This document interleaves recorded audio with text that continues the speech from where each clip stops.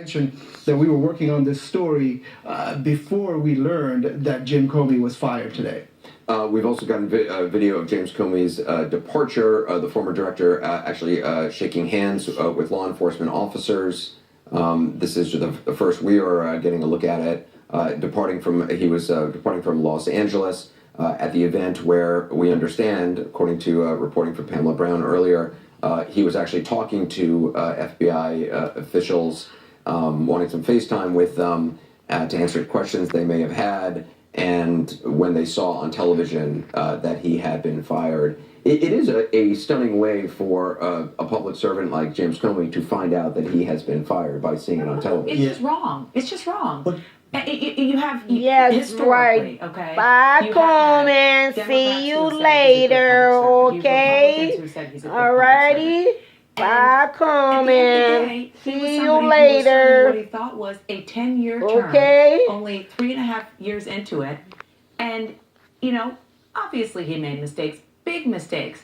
But does anybody who has had a career that he has had up until the past year or so, or even including that, deserve to get fired while you're in Los Angeles speaking to your... Bye, Comey. See you later, okay?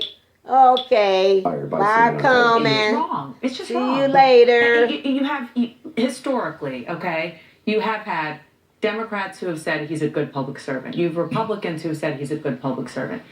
And at the end of the day, he was somebody who was serving what he thought was a 10-year term, only 3.5 years into it. And, obviously he made mistakes, big mistakes. But does anybody who has had a career that he has had up until the past year or so, or even including that, deserve to get fired while you're in Los Angeles speaking to your troops and see it on television? It's not just cool. Personally with Trump, he, despite The Apprentice and the TV reputation and the you're fired thing, if you talk to people around him, he does not like personal confrontation. He's conflict averse. He's conflict averse. That is exactly what he's I heard someone on Twitter say he fires people on TV. Well, he fired him on TV. I want to make another point about how absurd this night is.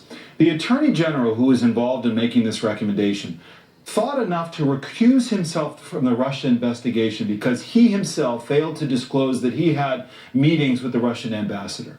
So at no time did he turn to the president and say, it would be inappropriate for you to fire the head of the FBI when the FBI is investigating your campaign, by extension your White House, for colluding with a foreign power. That is itself absurd.